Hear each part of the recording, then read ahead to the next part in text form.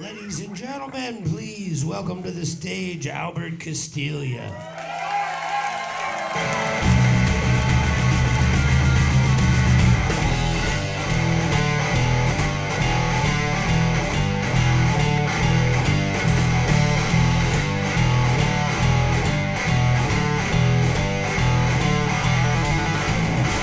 Working out Jay in the sun. Big boss man got a big shotgun. Take my summer, cut out my big toe. If I can't walk, I won't have to work no more. Watching every little move I make, counting every little rock I break. Baby, think I'm gonna take it slow. Can't walk, I won't have to work no more.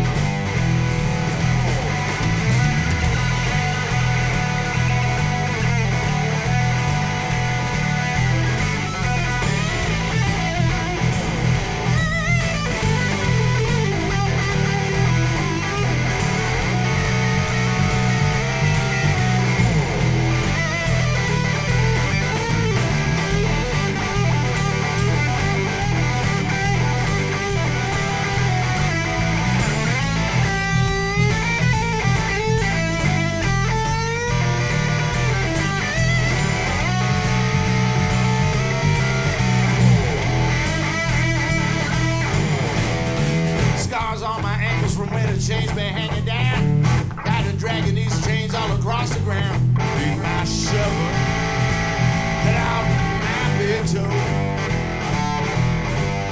I can't walk, I won't have to work no more.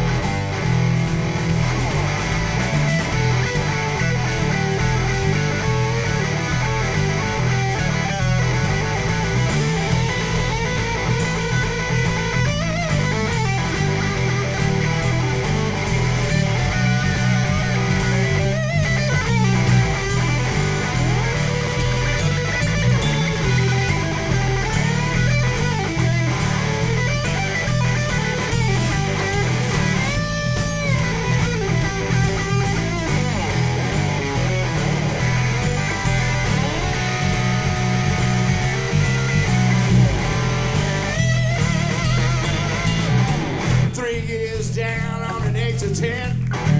Got a feeling I'll be back again. Take my summer, get off my big toe. I can't walk, I won't have to. I can't walk, I won't have to. I can't walk, I won't have to work no more. No more.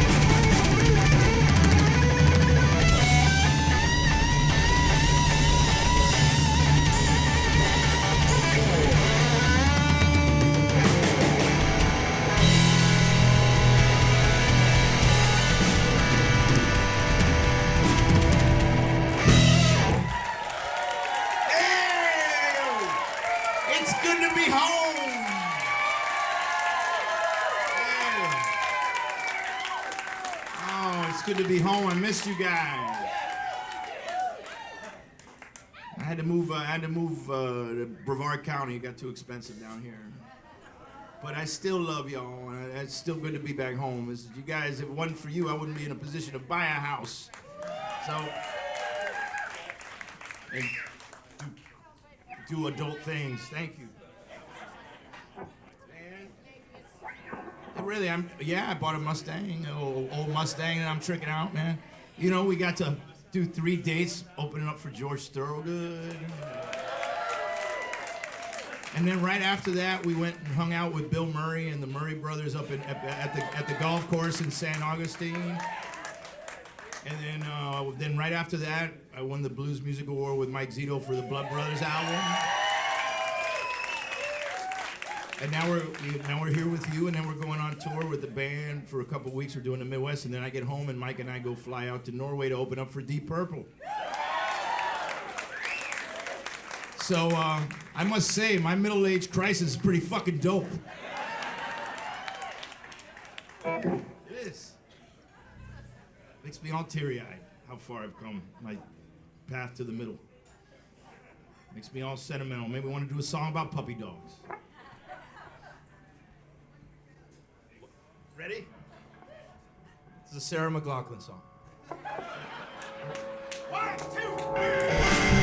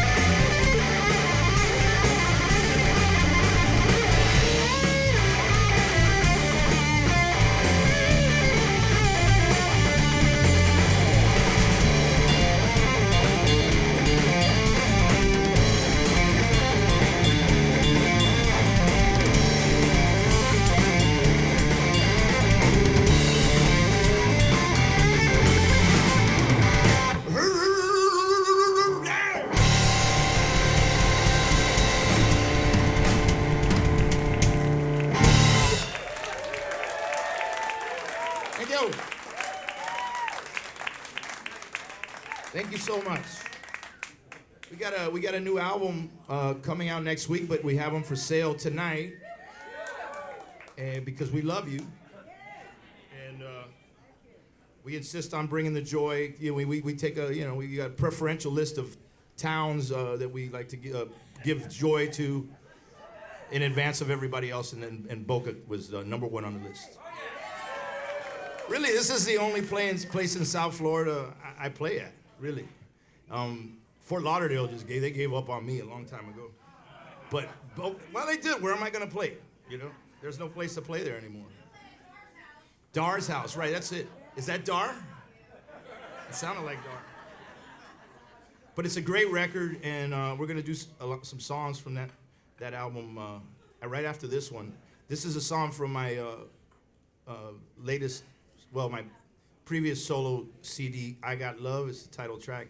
It won the Blues Music Award for Blues Rock Album of the Year last year, which is cool. That's what I do now. I tell people that all the time. I walk up to people and introduce myself. I said, "Hi, I'm Blues Music Award winner Albert Castiglia. How are you?"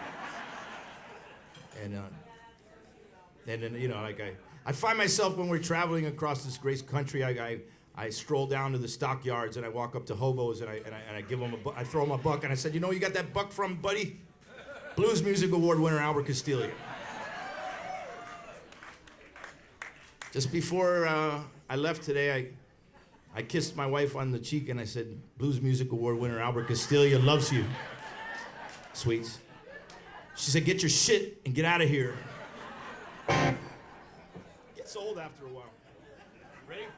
Oh yeah, shit.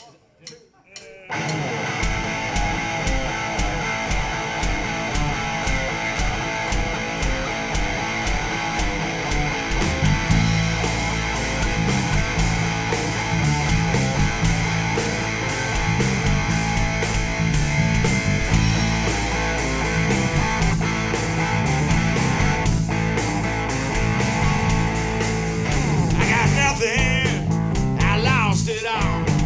Fun while it lasted. I had a ball.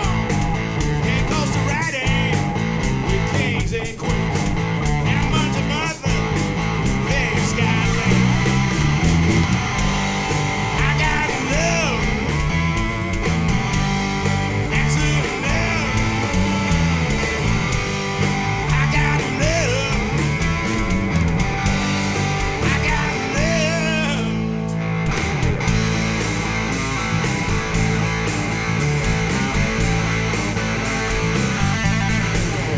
I got dealt with a bad hand.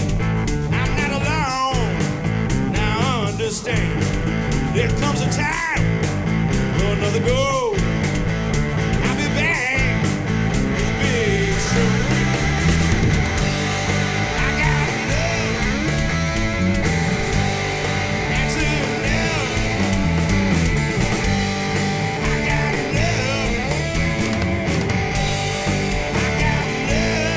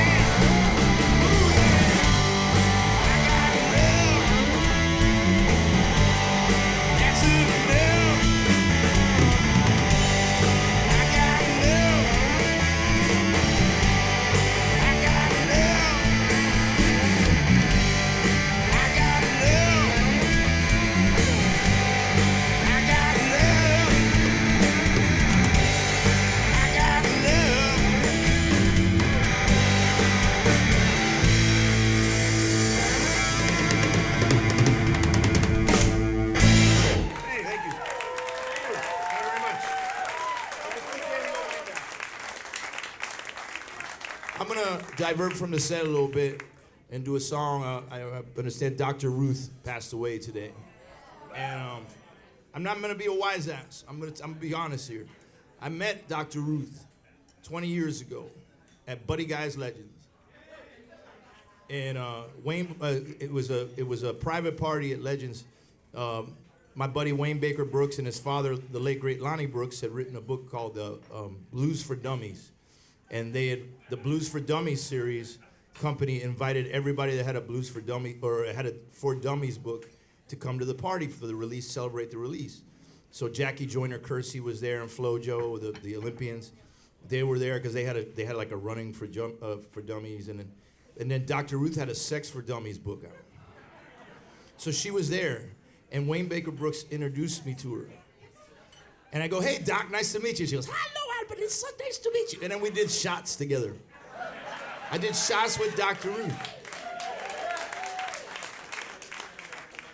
And then I read up on her over the years, and that lady was a truly remarkable woman. She was a Holocaust survivor, and she went to Israel, and she was like 4'9", and the Israeli army recruited her as a sniper. I mean, you believe that? She's tough, man. This lady was tough as nails.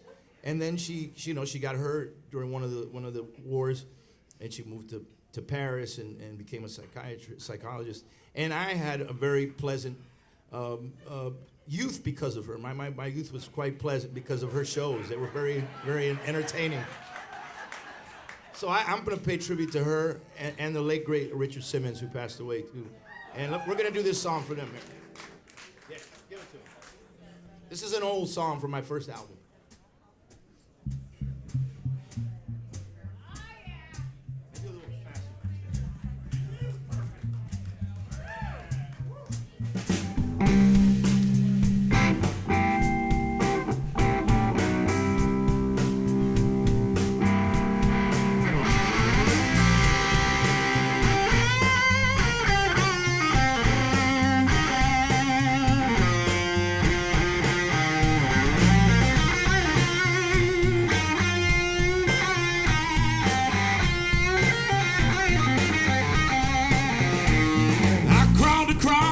In a hell-bound El Dorado, just east of El Paso, running low on gasoline. Went to the station, on way to my destination.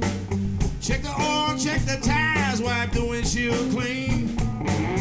In a couple of hours, I was way beyond the border. Had a hacksaw, Walmart shotgun there by my side. And when they asked me, was what I could remember. They cried just like the freight train on the day the old man died. Oh, what a day. Oh, what a day. Everything seems so different since the old girl passed away.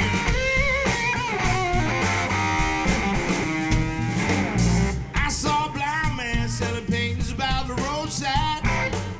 Books of Revelation and portraits of the king. And I rode on by just like it didn't matter, just like I didn't notice, just like it didn't mean a thing.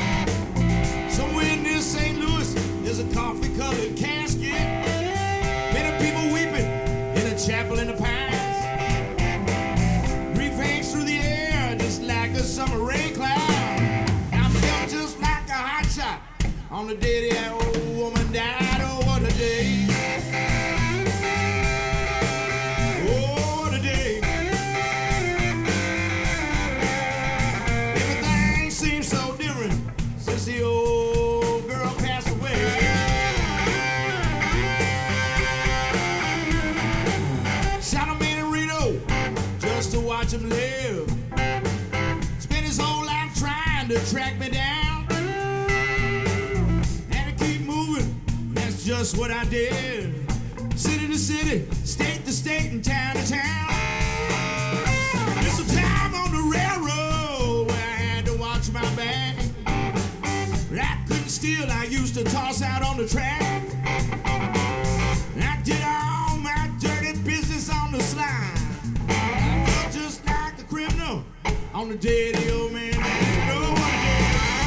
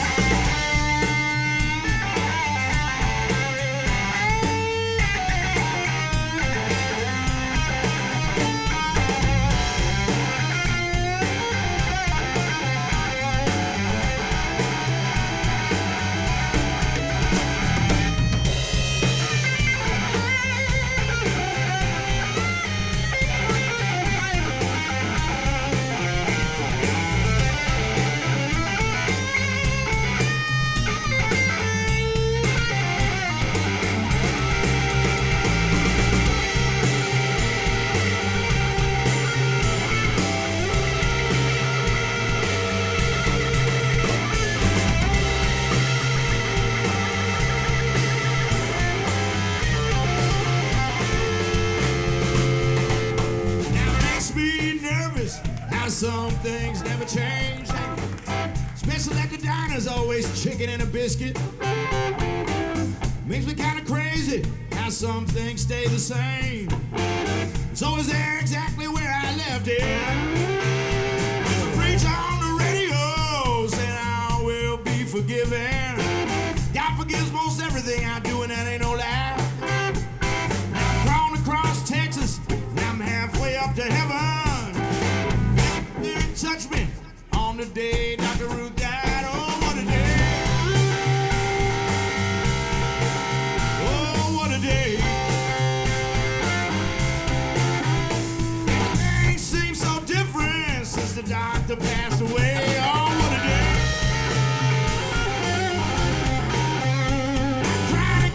Cried on the day the doctor died.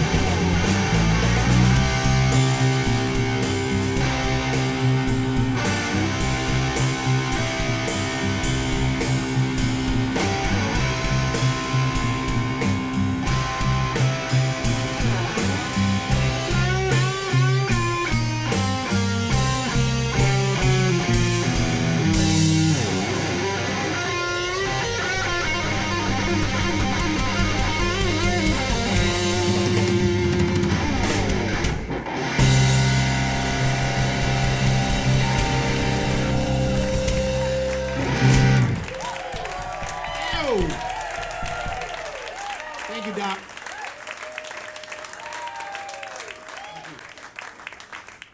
So we got this brand new album coming out, or it's coming out next week, but we got them for sale tonight. But last summer, the label chief of Gulf Coast Records, Mike Zito, had informed me that it was time to make a record.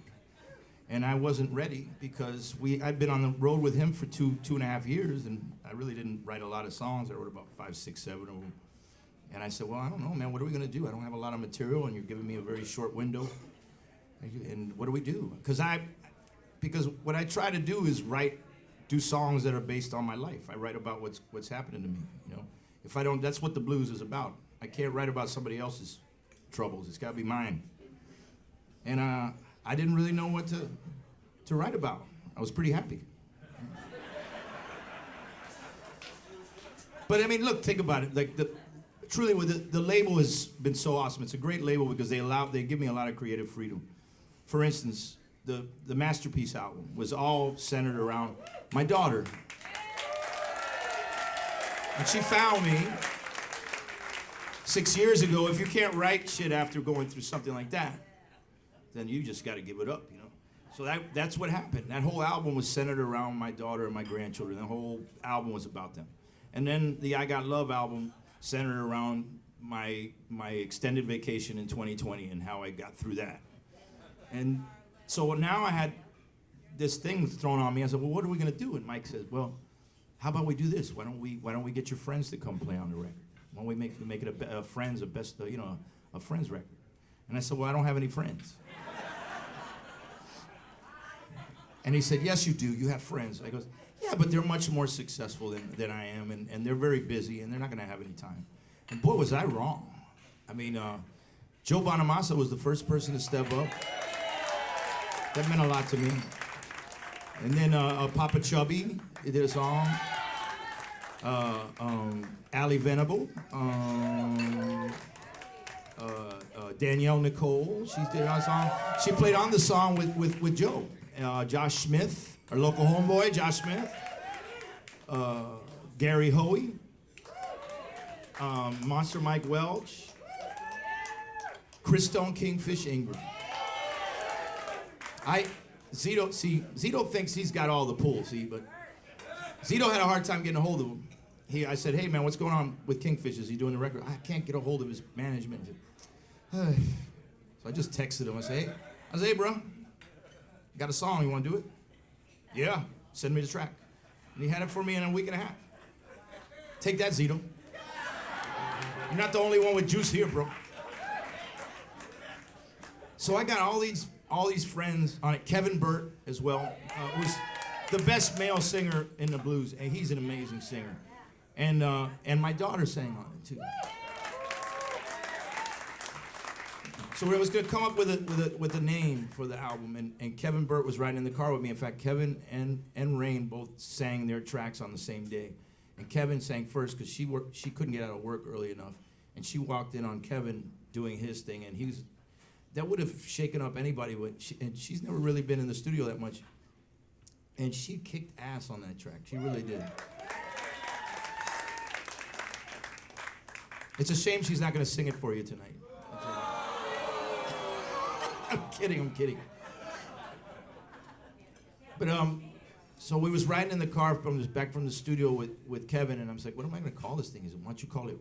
And he's like, he's a soul brother, man. He just speaks with a very soulful.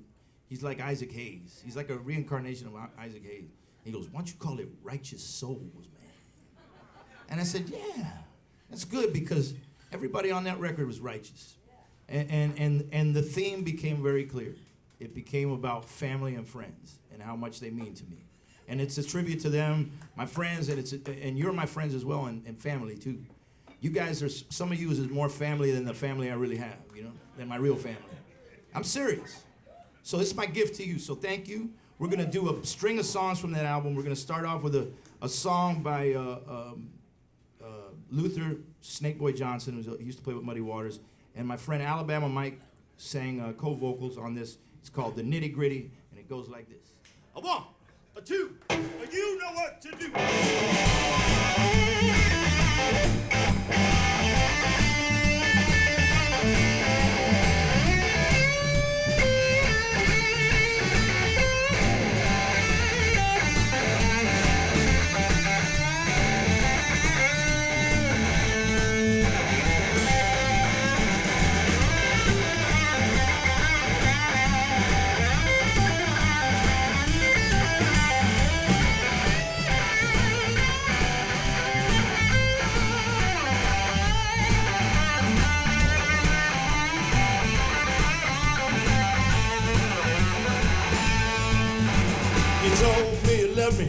You told me a lie. I won't forget you, woman, until the day I die. Get on down to the real nitty gritty. You don't know what you're doing, woman, you might as well forget it. Early in the morning, before I rise, you're lying there staring at me with your bloodshot eyes. Get on down to the real nitty gritty. You don't know what you're doing, well, you might as well forget it. Get on down, get on down, get on down, get on down, get on down to the real nitty gritty. You don't know what you're doing, you might as well forget it.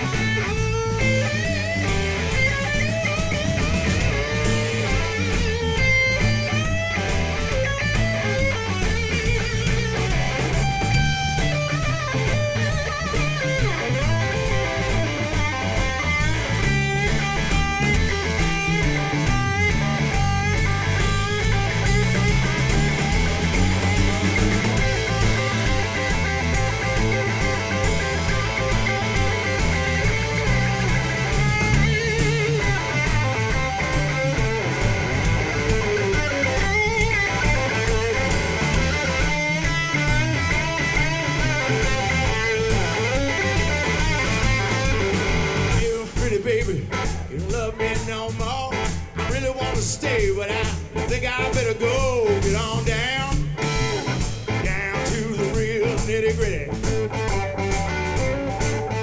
You don't know what you're doing, well, you might as well forget it.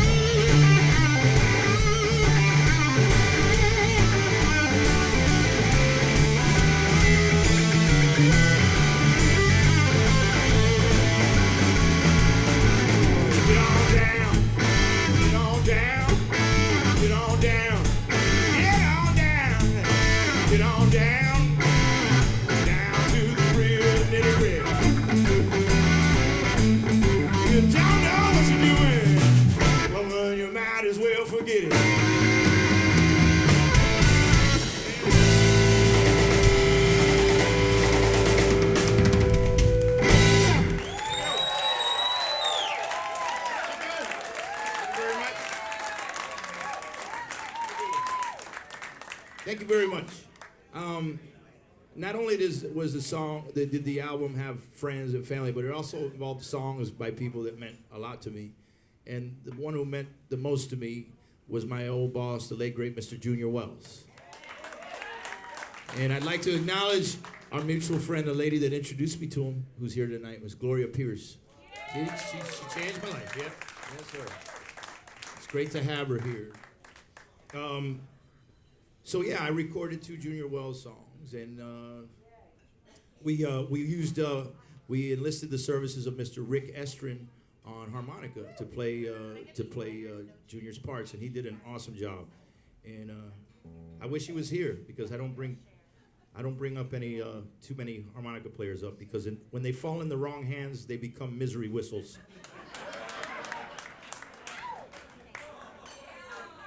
Sucking and blowing and sucking. So,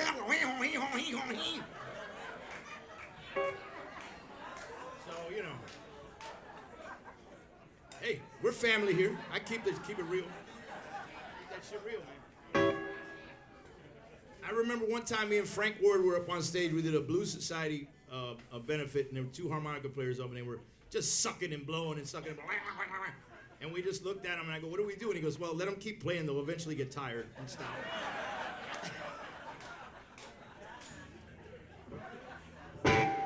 All right, in honor of all those great harmonica players of the past, this is a song called Come On In This House. Yeah. 1, 2, 3.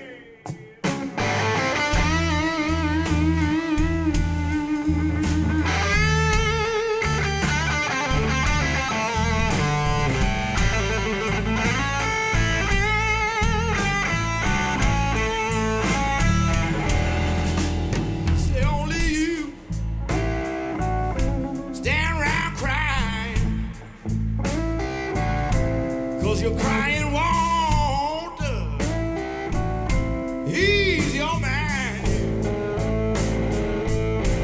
I'm begging you,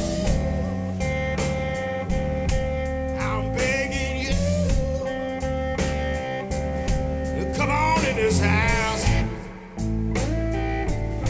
Yes, this old house. Yeah, hear me holler.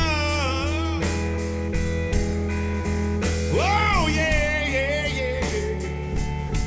I love you so.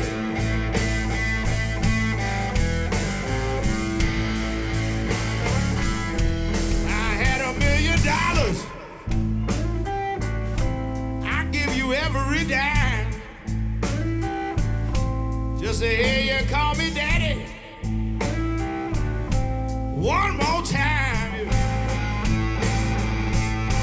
I'm begging you. I'm begging you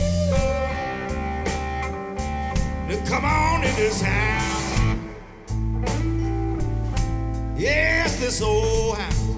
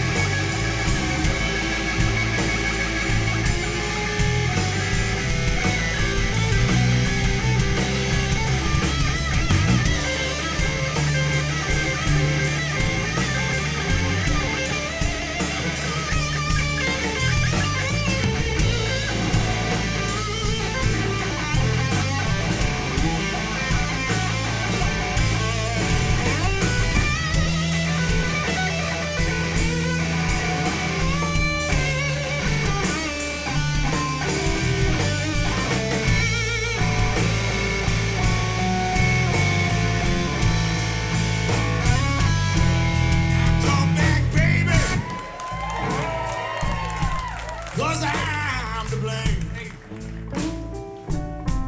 I got another woman. You can have your other man. I'm begging you. I'm begging you. Come on in this house. Yes, this old house. You hear me holler? Oh, yeah, yeah, yeah, yeah. I love you so.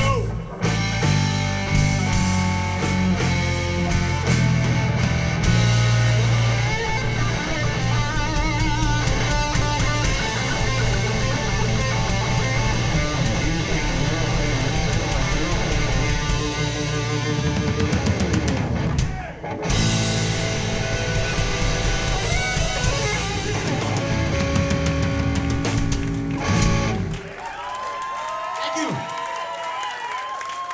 Thank you very much. We're going to do another Junior Wells song for you. We're going to do the other Junior Wells song that's on the album, and it's a song that Junior wrote called I Shoulda Did What My Mama Told Me To. It's a great song, and it brings back special memories for me because that was the song we used to do at Soundcheck. That was our Soundcheck song. And so, and it was such a great driving, up-tempo song, and it really got me psyched for the show.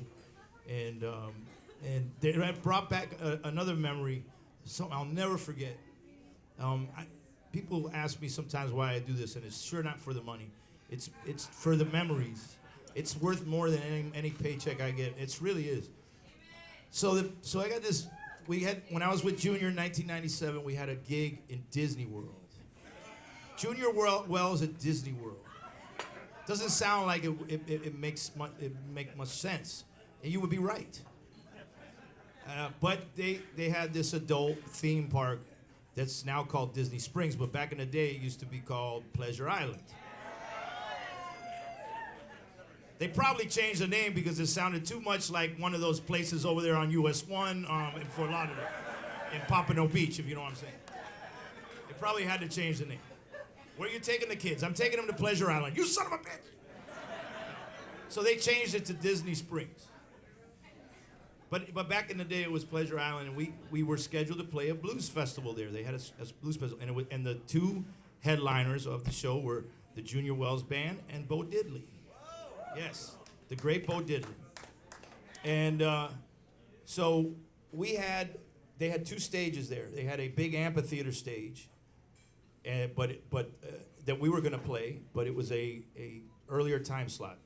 And then Bo was going to play the smaller stage, but he had the best time slot because every night at Pleasure Island was New Year's Eve.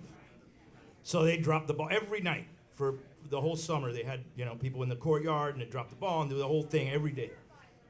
So he had the better slot, but he took it as an insult that he was going to get the smaller stage, and he insisted on the larger stage, even though he was going to get the earlier slot, and wasn't going to go on unless concessions were made. So they asked Junior if he would change, and he agreed, which was what a mensch. But in doing that, our first set got rained out.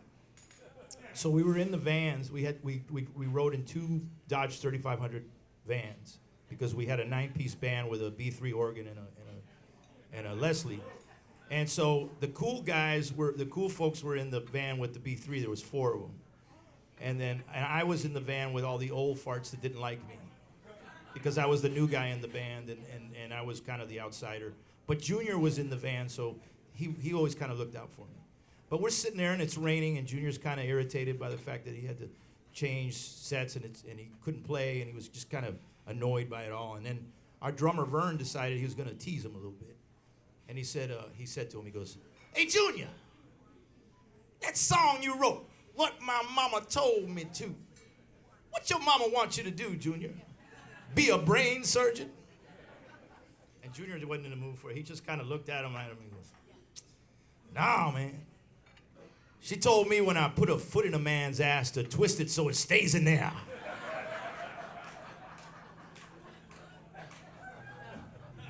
Let me demonstrate. Oh my God, that's some deep shit right there. He was a very wise man. And then the whole band just died laughing. And we had a great show, and so we're gonna do this one for my man, Junior Wells. I should have did what my mama told me to, so I wouldn't have to work and I wouldn't have to sing the blues. 1, 2, 3.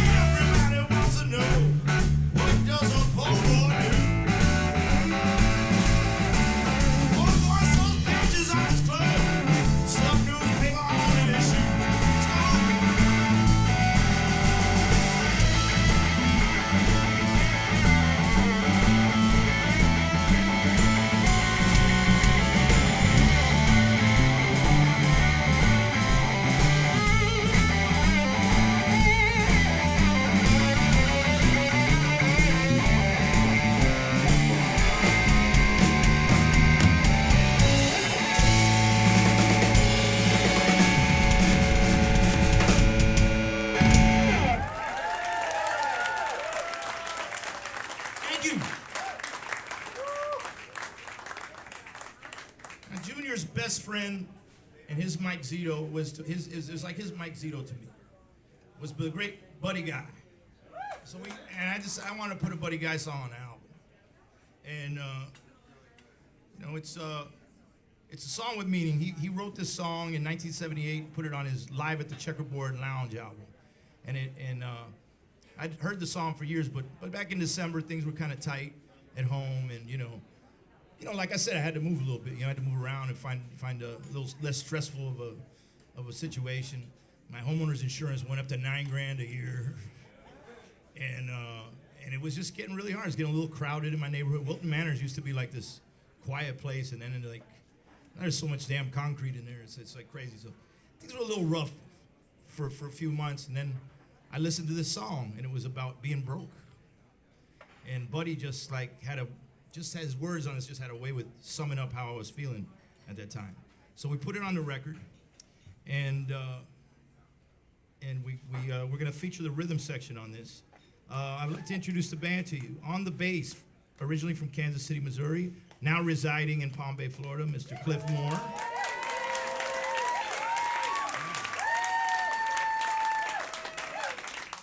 He loves it here, by the way. He loves it here.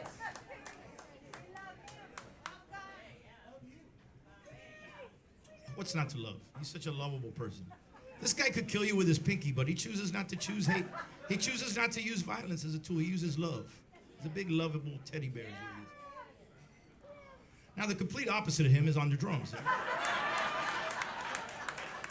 Because drummers have aggression issues. Bass players have the low tones. That's what the frequencies. That's what makes them crazy. What makes them is the anger and the aggression issues. But we love him. He's all right. And he's originally from Peterborough, New Hampshire. He's resided in Fort Lauderdale, but now he resides in Ocala, Florida. Mr. Ephraim Lowell. Ready? There you go.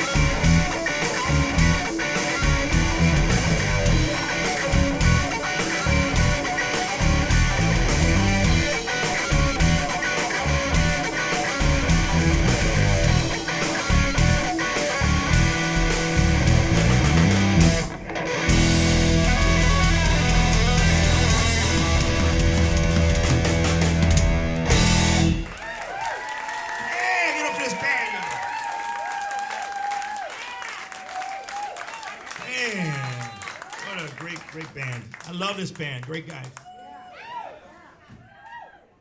So if all the guests on this that we invited to play on this record had turned me down, if that had happened, which there's a good chance it could have happened, but it didn't, I would still have been happy because I know that my daughter would have played on the record, and that just would have meant more than anything. That meant more than anything that she was able to do it. And when we met, she found me 6 years ago, and it was the greatest gift I ever received. It really was. And she's like a gift that keeps on giving,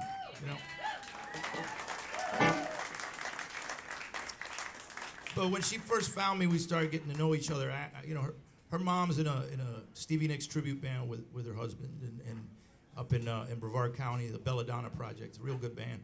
So her mom, when we were kids, we were into music, and she was a great singer. Her mom's a great singer, and my granddaughter has a great voice too. And it just runs in the family, the musical thing. So I asked her when we were getting to know each other. I said, "Did you inherit any of your parents' musical ability? Do you sing or do you play or anything?" She goes, "Well, I sing, but I don't." And I'm sorry to embarrass you, but that's a father's job, I'm finding out. So she goes, "Nah, I just sing to the kids. I don't really sing in public." And I was like, "Well, we need to change that. We need to jam a little bit, And so the first time my daughter came with my grandkids to visit me, when I was living in Wilton Manors, they came down. They spent about 3 or 4 days with us in the summer. And I remember one night they were all jacked up on Kool-Aid, and they were like, "Pop, play a song for us, Pop. Pop." I mean, they were spinning like dreidels, those two. Pop, play a song for us, Pop, come on. And I'm like, "All right, but I want to play one with your mom, And she's like, "I'm not ready to do that yet, Albert. I'm not ready to do that." I said, okay. And my granddaughter goes, "I want to sing Pop." I said, what do you sing?" She goes, "Dog and Butterfly." I go, "You mean that song by Hart and Wilson?" She goes, "Yeah." And I looked at Rayne and I go, "She's full of shit. She can't sing that song." And she goes, "Yes, she can. Yes, she can." I said, "All right, okay." So I grabbed my laptop and I found it on YouTube and I played it, and my granddaughter nailed it. I mean, she was 8 years old at the time. So she sounded like a child, but she was on key. And she sang on key perfect. She got perfect pitch. And she did the falsetto parts amazing. She just nailed it. And I was dumbfounded. I was like, wow, that was amazing. And my daughter goes, "Yep, she has no fear." And I said, "Yeah, I must skip a generation." And she said, "What? What did you say?" She was like pissed. She goes, "What did you say?" I said, "Nothing." And she goes, "You really want to do a song?" I said, "Yes." Since the day, and I compiled a list of things that I want to do with you, and this was one of them. And I know I have a better chance of doing this than you throwing the ball with me or something. So, come on. And she goes, "All right, fine." So we went through some songs, and then she goes, "Can you do and we bonded over Bob Dylan. That was one of the first artists we bonded over. So she says, Can you do "Make You Feel My Love" by Bob Dylan? Adele did it too. And I said, "Yeah, I could do that." And I looked at my wife and I said, "Hey, videotape this, but don't let her see it." So she hid it down, she hid it in a place nobody would thought she would have put the camera. Couldn't see it. She concealed it. That's what I was saying. Nobody knew anything. And we did the song and it blew me away. I got goosebumps. And what I discovered is that her voice is her own voice. She sounds like Joni Mitchell. She got like a Joni Mitchell, Joan Baez, Judy Collins type of very folk. So what I came to realize is that when a rocker chick and a blues man hook up, that their child becomes a folk singer. That's what happens. But so I said, "This was amazing. You were truly amazing." She goes, "No, it wasn't. It sucked." I said, "Did not suck. It was awesome." And she goes, "You're just saying that because you're my dad." And I went, "Really? No, I'm not. No, that's not why. I've been doing this a long time. And if it was just average or mediocre, I'd still be happy. But it was happened to be amazing. You got a great voice. You got a sensitivity to your voice, a softness to your voice. It's beautiful." It just moved me. I said, "Look, I have a confession to make. We taped you. And I'd like to post this on Facebook if you don't mind." She goes, "Oh, do whatever you want. I don't care." We posted it. And 3 days later, it got 7,000 views. And I showed it to her. I showed it to her. I said, see, people like what you did. She goes, oh, this is just your friends. I said, I don't have that many friends. If I did, they wouldn't my total amount of friends would not watch it 7,000 times. So you've got something here, so let's keep playing. Let's do it together. And she went from not wanting to do this at all. And then, like, for 2 years, we do songs here and there. And then 2 years later, right before the pandemic, she called me and she said, I have something to tell you. I go, what? Is everything okay? Yeah.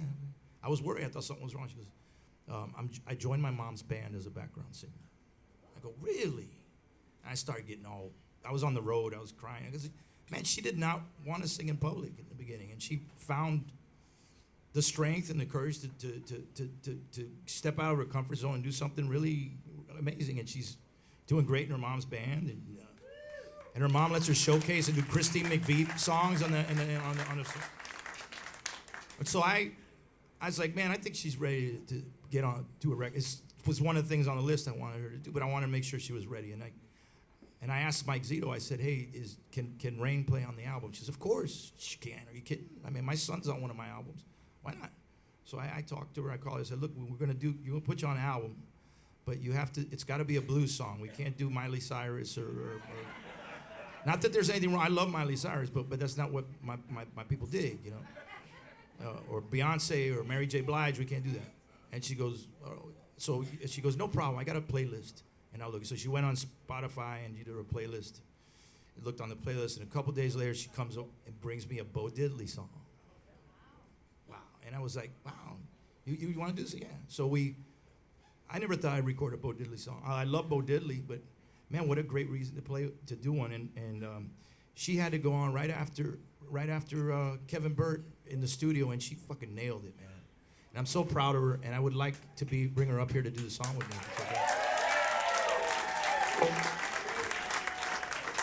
It's Rayne Castiglia. Oh, she wants to do a selfie with everybody in the background. Is that okay if she does a selfie? Do whatever it is you want to do. If you want to do it.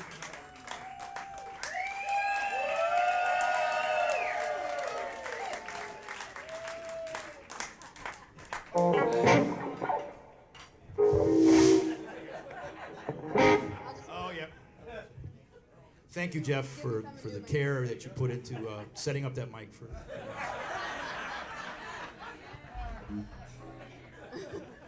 Did you think she was doing? She was gonna bring a puppet on stage or what?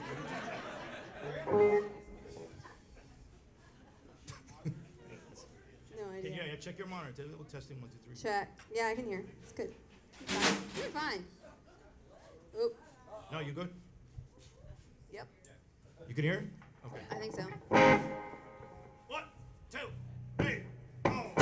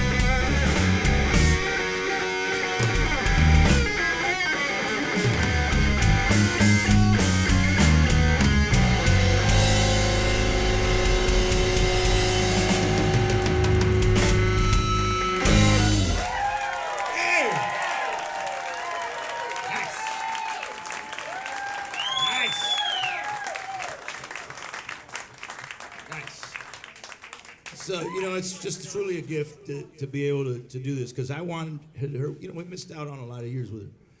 And I wanted her to feel the way I feel every time I go on stage, the way I feel every day. I wanted her to get a taste of this. So I've been doing this record was my gift to her, so I hope you liked it. It's amazing. Go listen to it. By the way, our song has 4,500 streams on Spotify since Friday. So I'll send you that big 10-cent royalty check. I'll forward it to you. I'll forward your cut, 10 cents. Yeah, balling now. I love you. Love you. So like I said earlier, we bonded over Bob Dylan. So we're gonna do a Bob Dylan song for you, because we get to harmonize on this, and there's nothing quite like family harmonizing. My sister and I used to harmonize, but I couldn't be in a band with her. We kill each other. Fortunately, she's got her own thing going, and she's not in the band full time. But boy, there's nothing when you get together and you sing with your family. It's unlike singing with anybody else. So let's do this. A song called "I Shall Be Released."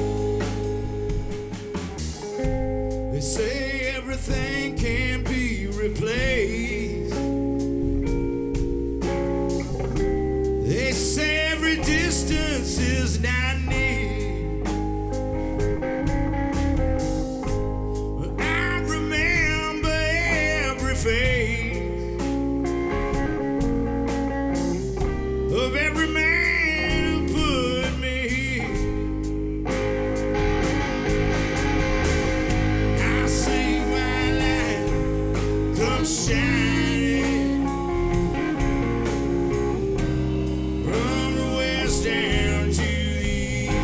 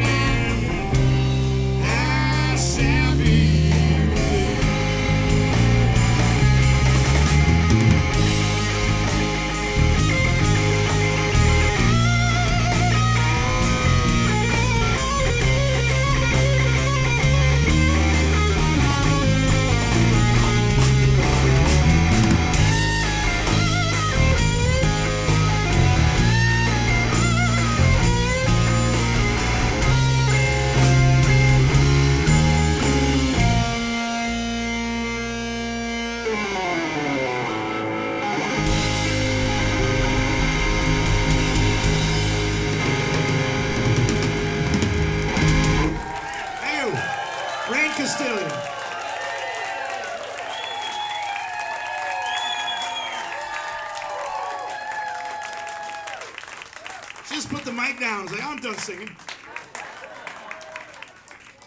It's a very Judy Garland kind of move there. Man, it's so much fun. Oh, see, the gift that keeps on giving. It really does. Like my, yeah, it is, man. Tell him,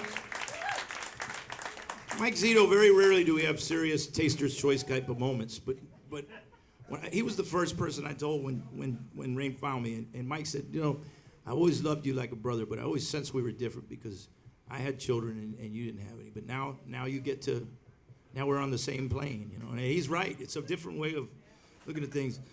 And now I'm going through, like, my grandkids, when they first found me, my granddaughter was 8, my grandson was 4, and they loved me.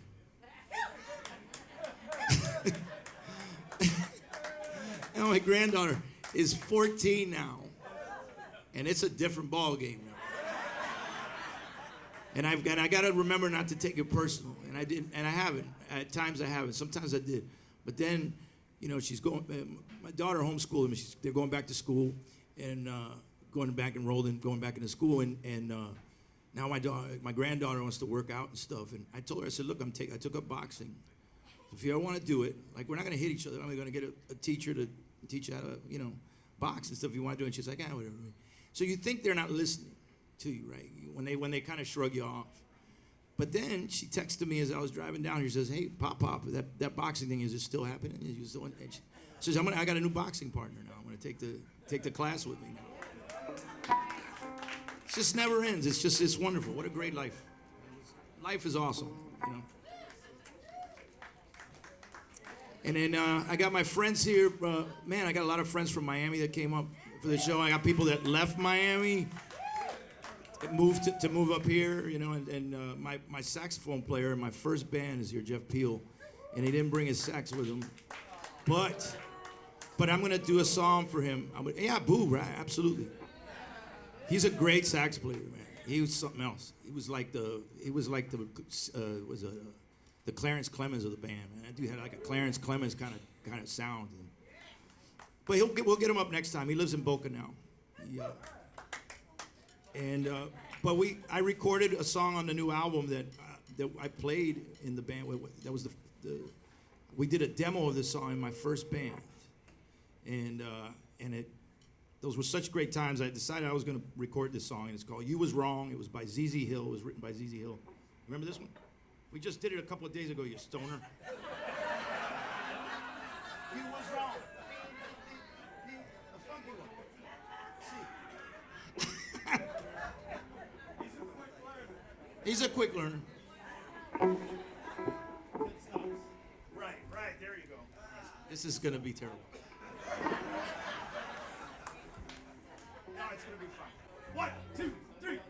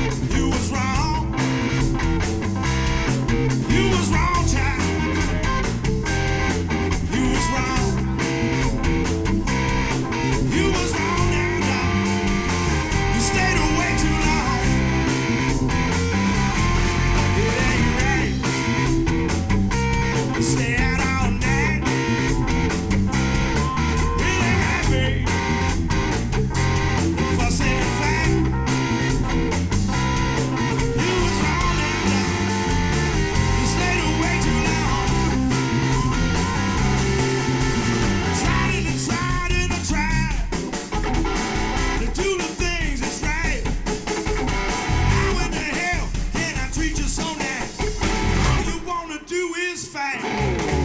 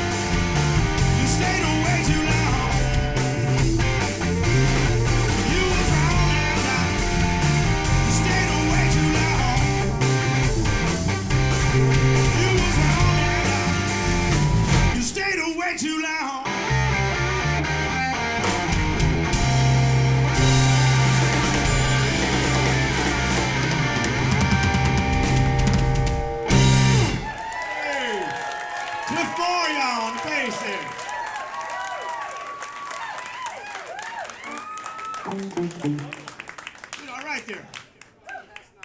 Might keep you around a little bit. So I'm gonna do a song that was written by my good friend Mr. Graham Drought from the Iko Blues Band. Yes, from the 305. By the way, congratulations to the Florida Panthers. Yeah, babies. That's right. Bring your suntan lotion, Lord Stanley. Hey, Hoser. Yeah, no, it's not right. It's not right for a team with no snow to win a Stanley Cup. It's a new day, bitches. Anyway, I want to do... I'm a very rabid sports fan. Anyway, I want to do this song for my sister. She was recently diagnosed with stage 2 metastatic breast cancer.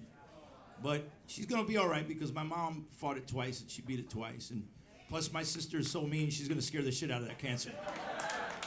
It's just going to pop right out of her butt. It's just going to, get out of here. You're too mean. But she is a fighter, and she's the toughest woman I know, my sister. She's a school teacher in Miami, and my nephew is autistic, and she works so hard to keep it together, and she's going to beat this. But I'm going to do this song for her every night until she kicks this thing's ass. And this song is about enjoying life to the fullest, and no matter how long or how short it is. You don't want to leave no scrap. You want to have scraps in your scrapbook, and you want to fill it up as much as possible. And this is what we're doing tonight. So thank you. So this is a song called Celebration, and it goes like this. 1, 2, 3.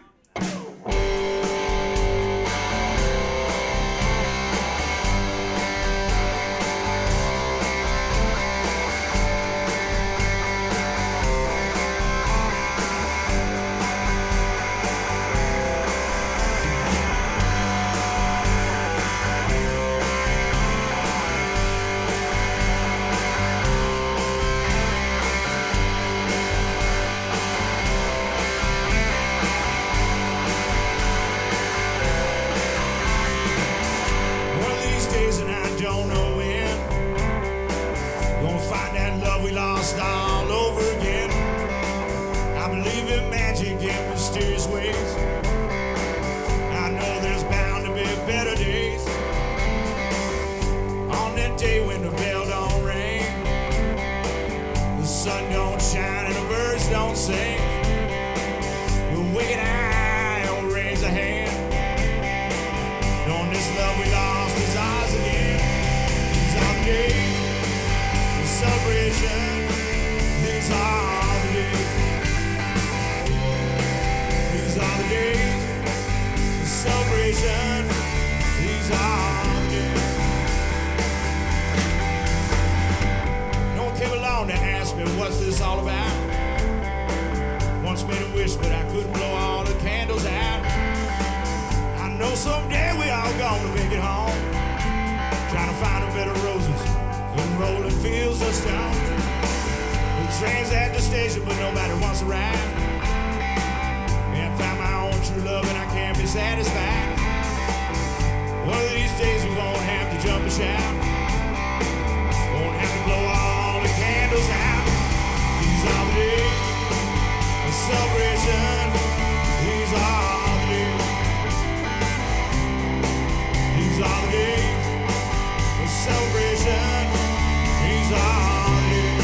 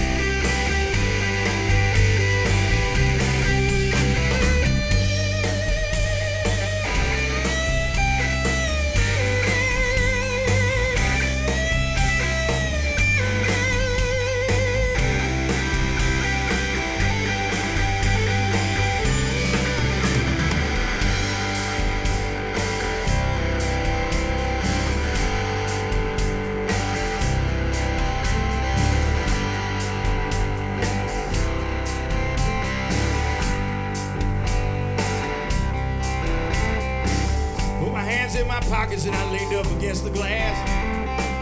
Thought to myself, all this too shall pass.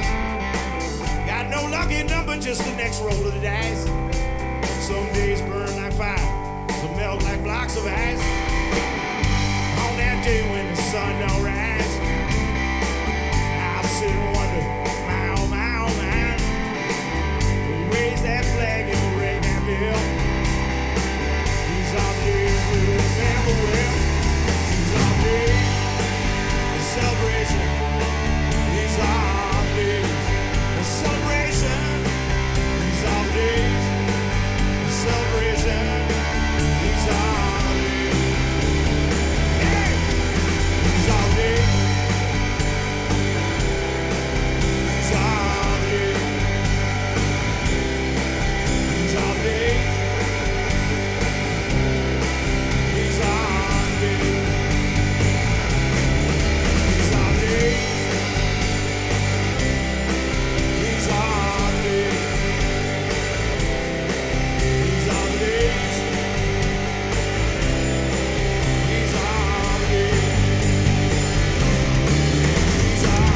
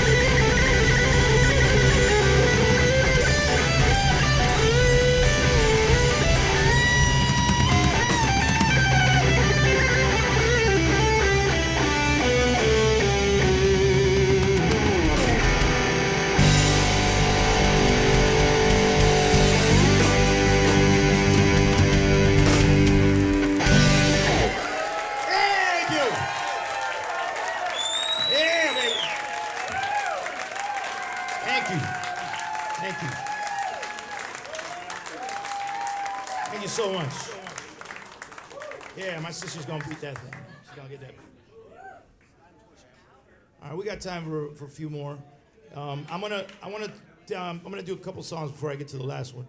Though I'm gonna demonstrate how my daughter finding me has changed my life. Not just as a, it's all your fault. It's not actually. I think when we found each other, we both were missing a piece. I didn't realize it, and she knew, but I didn't. It's really changed me. She has really changed me, and I'm going to demonstrate how she's changed me as a songwriter by doing the first song I ever wrote when she found me for her, and I wrote it in Hagerstown, Maryland. We were doing a festival in Hagerstown, Maryland, and we were pulling up to and it happened to be the town that she lived in from the age of 3 to the age of 9, I believe. Is that correct? No, around that time. All right, sorry. Fake news, I'm sorry. She lived there a few years, but she lived in Frederick most of her life. But so we pulled into Hagerstown, Maryland at the festival, and I was awaiting my results because although we've been getting to know each other for a month, we both wanted closure to make sure everything was legit and kosher. So we waited on the results from the 23andMe test. So it arrived as we were pulling into this festival the festival grounds. And I couldn't get the results on the app. And I was having trouble, so I called her and I said, hey, I got the results, but I can't open it. Help me. All right, get your computer. And was in the green room, and I got a hotspot. She says, all right. She starts guiding me through the thing. You know, hit that button, hit that, hit shift, and blah, blah, blah, and that, hit enter me. And there it was, and it was there. It was on in black and white. And I was really happy. I said, I told you I was your dad. I told you, and it's the greatest gift I ever received. And she goes, I'm fine. I'll never forget what she said. She said, I'm so happy I finally found my dad, and he turned out to be a wonderful guy. So that was pretty awesome. Yeah, I think so. So I said, look, I got to go on in 20 minutes. So I'll like I had to go on in 20 minutes. I was a freaking wreck. I said, all right, I'll call you later. I get off the phone and start weeping a little bit. And in the apex of my weeping, in walks in Papa Chubby. Because Papa Chubby was on the bill. Papa Chubby comes busting in like the Kool-Aid man. Like, hey, what's the matter, buddy? You all right? And I told him what happened. He goes, get over here, you. And he starts hugging me, and he's squeezing the shit out of me. And now I have a C4, C5 impingement that's been nagging me for 6 years. It's true. But it didn't matter. Because I was in no pain at that time. There was nothing anybody could do to me to make me feel bad or anything. I get back to the hotel room. And I had all this frenetic energy, and I didn't know what to do with it. I was just so wired up and amped from the whole day. I sat down on my computer and I typed a letter to my child, telling her how happy I was that on Google Docs. I said, telling her how happy I was that she found me, and I attached a song by Billy Joel called Lullaby, which is the most beautiful song I ever. And it's a song that I would have, if I had known she was around or sooner, I would have played that song for her as a child. So I attached that, and then I wrote all this real cool stuff on there. And at the end of the letter, I said, I've been an artist my whole life, but you're my masterpiece. And I said, damn, that's a good line there, Longfellow. It's like, hell, man, let's do something. Let's do more with this. I looked at that line, and I wrote this song in about 10 minutes. It really was one of the easier songs to write, but it's arguably the most special. And so it became the title track for the album that won my first Blues Music Award. So I'm gonna demonstrate how she changed me as a songwriter by playing a song that she inspired. And then after that, I'm gonna play a song that I wrote way before she came along, and to demonstrate the lack of depth in my songwriting.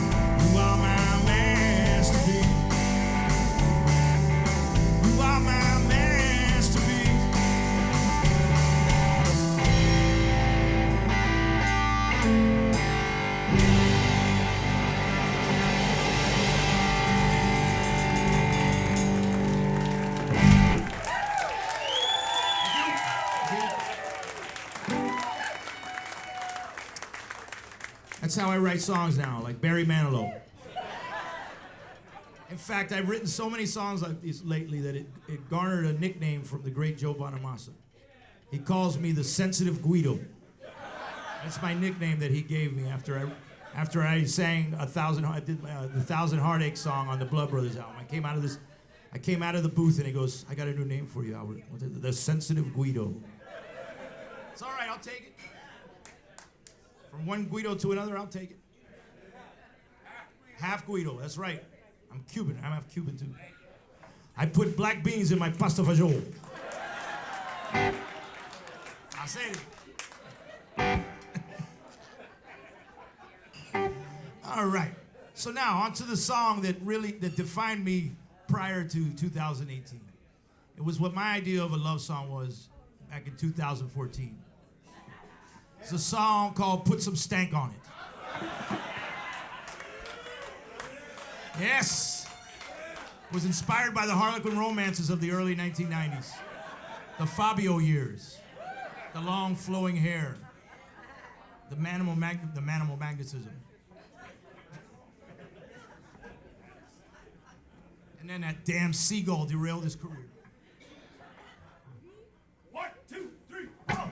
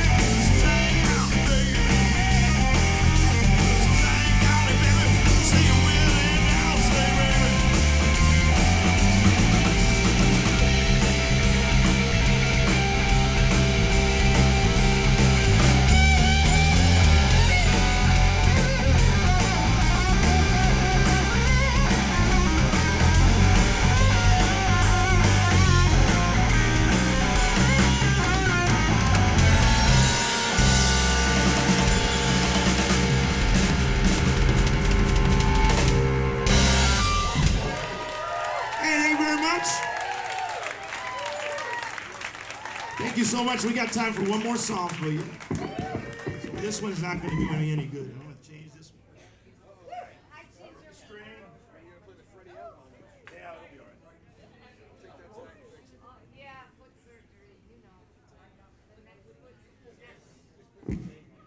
I'm just going to, I'll push down on the pickup.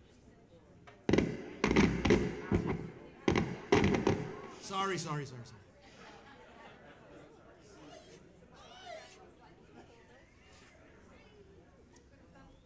It's been great playing for you tonight. It's so great to be back at the Funky Biscuit. These people are like family to me. I just come here all the time. So many great memories and so many wonderful things have happened to me as a result of my relationship with this wonderful club, and I'm glad it's still around. So give it up for Al Poliak and Ira Maltz for keeping this thing going.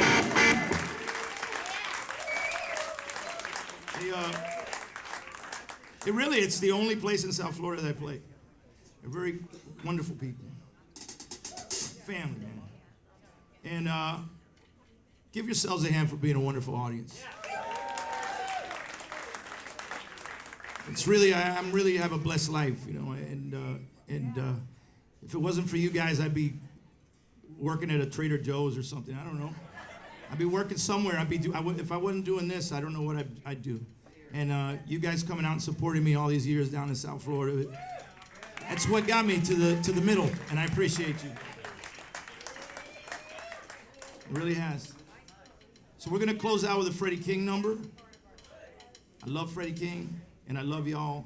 And come by the new CD, Righteous Souls. I'll be out there signing them, and let's hang out and talk a little bit, because I don't know when we'll be back. Probably be 6 months or something before I get to come back.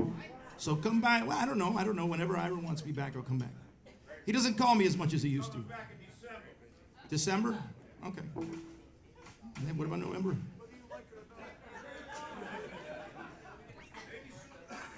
Did I mention that my grandmother was an Orthodox Jew before she converted to Catholicism? So I can lay the guilt on too. What about November? Huh? No November? October? No. What's September?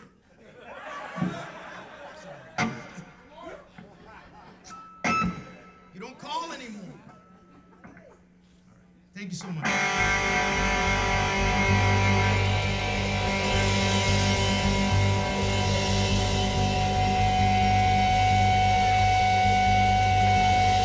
Mr. Cliff Moore on the bass. Ephraim on the drums. Give it up for my daughter, Rayne Castiglia. Thank you.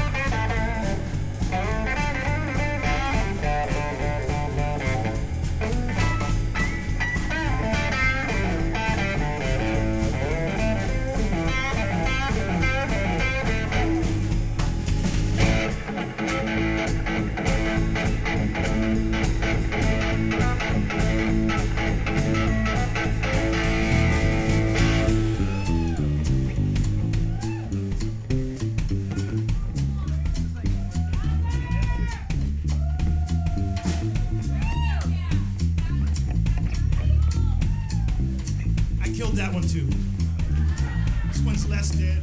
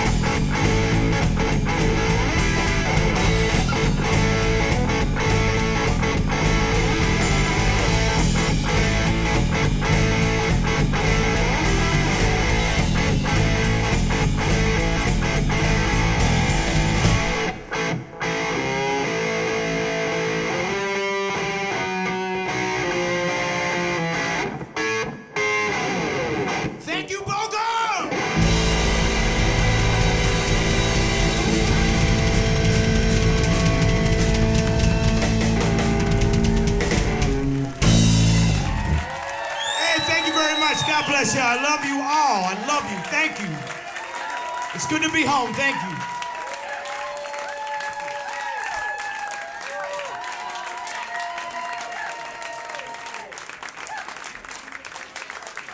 Hey, thank y'all so much.